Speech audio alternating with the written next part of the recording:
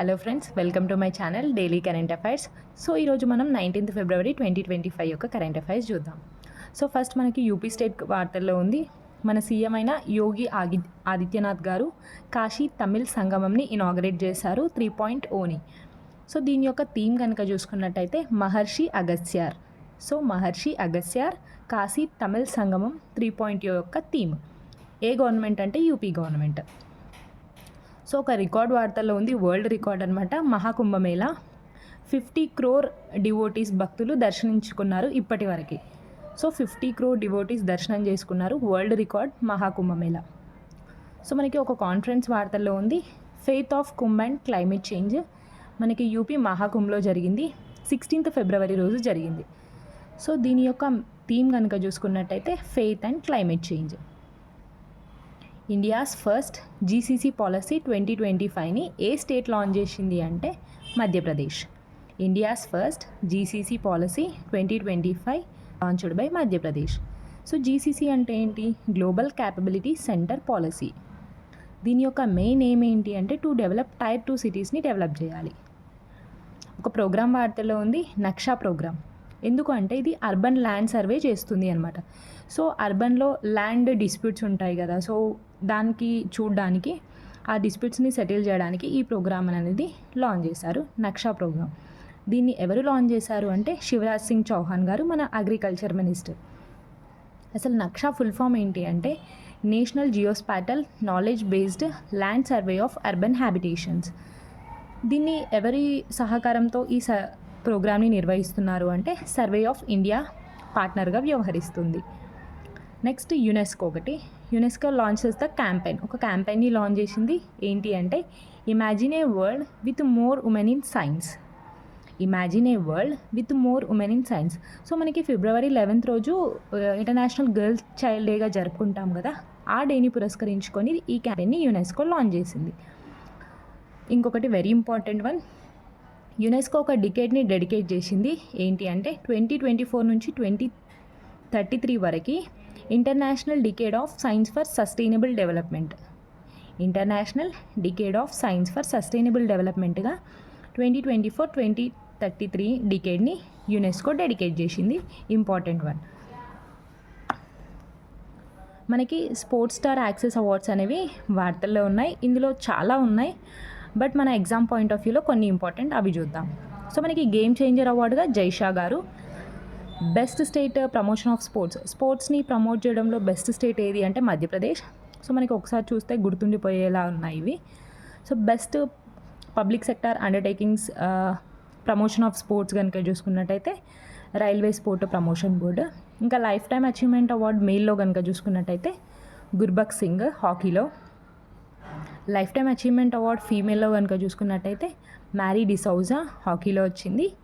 Sports star of the year ఫీమేల్గా Manu Bhaker. Sports star of the year మేల్గా PR Sreejesh hockey. మనకి coach of the ఇయర్గా జస్పెల్ రాణా షూటింగ్లో వచ్చింది. Sports women of the year Olympic Manu Bhaker. Sports man of the year Olympic Swapnil Kaushal ఇంగ్ Sarabjot Singh. Sports women of the year para స్పోర్ట్స్లో మనకి అవని లేఖరా షూటింగ్లో వచ్చింది. Best university for promotion of sports Kalinga institute industrial technology, మనకి ఇది ఒడిస్సాలో ఉంది. Important one. మనకి ఏడీఆర్ రిపోర్ట్ వార్తల్లో ఉంది, అసోసియేట్ ఆఫ్ డెమోక్రటిక్ రిఫార్మ్స్. దీన్ని బట్టి చూసుకుంటే నేషనల్ పార్టీస్కి ఒక సంవత్సరంలో ఎంత ఆదాయం వచ్చింది అనే దానిపైన రిపోర్ట్ని రిలీజ్ చేసింది. సో 23-24లో ఎంత ఇన్కమ్ వచ్చింది అంట నేషనల్ పార్టీస్కి అంటే 5820 crores అనమాట. ఇందులో అత్యధిక శాతం బీజేపీకి 75% తోటి ఫస్ట్. ఫిలిప్పైన్స్ వార్తల్లో ఉంది. ఫిలిప్పైన్స్ ఎందుకు అంటే మన ఇండియా ఆకాష్ మిసైల్స్ని ఫిలిప్పైన్స్కి సెల్ చేయబోతుంది. ఎంత మిలియన్ దాంతో అంటే 200 million విలువైన ఆకాష్ మిసైల్ సిస్టమ్ని ఏ దేశానికి ఇండియా సెల్ చేస్తుంది అంటే ఫిలిప్పైన్స్. సో ఈ ఆకాష్ మిసైల్స్ని ఎవరు డెవలప్ చేశారు అంటే DRDO. Important, DRDO developed Akash missiles. India ఎవరికి సెల్ చేస్తుంది? ఫిలిప్పైన్స్. ఎంత విలువది అంటే $200 million. మనకి ఒక ఖేలో ఇండియా వింటర్ గేమ్స్ అనేవి పోస్ట్ పోన్ తోటి వార్తల్లో ఉన్నాయి. 5th edition of Khelo India winter games. So మనకి ఇవి యాక్చువల్గా ఫిబ్రవరి 22 to 25 జరగాలి, కానీ ఇవి పోస్ట్పోన్ అయ్యాయి. దేనికోసము అంటే ఇన్సఫిషియంట్ స్నోఫాల్ వల్ల 5th edition of Khelo India winter games అనేవి పోస్ట్పోన్ అయ్యాయి. ఎలన్ మస్క్ వార్తల్లో ఉన్నారు. ఎందుకు అంటే గ్రాక్ 3 ఏఐని సృష్టిస్తూ ఎలన్ మస్క్ వార్తల్లో ఉన్నారు. ఇది ఏంటి అంటే smartest AI on earth. So మనకి ఎట్లయితే ChatGPT అట్లా ఉందో, సో ఇది గ్రాక్ 3 ఏఐ అనమాట. ఎలన్ మస్క్ దీన్ని డెవలప్ చేశారు. సో మనకి సూపర్లేటివ్ ఒకటి మనోహర్ లాల్ ఖట్టర్ గారు. సో మనకి housing and urban affairs minister అయిన మనోహర్ లాల్ ఖట్టర్ గారు ఢిల్లీ మెట్రోలో ఫస్ట్ వెర్టికల్ సోలార్ ప్లాంట్ని ఇనాగరేట్ చేశారు. So India's first vertical solar plant ఎక్కడ అంటే ఢిల్లీ మెట్రోలో. ఎవరు ఇనాగరేట్ చేశారు? మనోహర్ లాల్ ఖట్టర్ గారు. Important one. పూసా కృషి విజ్ఞాన్ మేళా 2025. సో మనకి ఇది ఢిల్లీలో జరగబోతుంది. దీన్ని ఎవరెవరు నిర్వహిస్తున్నారు అంటే ICAR ఇంకా IARI అంటే Indian council of agriculture research, Indian agriculture research institute. ఈ రెండు కొలాబరేట్గా దీన్ని నిర్వహిస్తున్నాయి. సో దీని యొక్క థీమ్ కనుక చూసుకున్నట్టయితే ఉన్నత కృషి వికసిత్ భారత్ అనమాట. దీన్ని ఎవరు ఇనాగరేట్ చేశారు అంటే శివరాజ్ సింగ్ చౌహాన్ గారు, మన అగ్రికల్చర్ మినిస్టర్. పూసా కృషి విజ్ఞాన్ మేళా ఢిల్లీలో జరుగుతుంది. సో మనకి ఫ్యూచర్ బ్రాండ్ ఇండెక్స్ 2024 రిలీజ్ చేసింది ఫ్యూచర్ బ్రాండ్ అనే సంస్థ. సో దీంట్లో టాప్ 10 బ్రాండెడ్ కంపెనీస్ యొక్క లిస్ట్ అనేది రిలీజ్ చేసింది.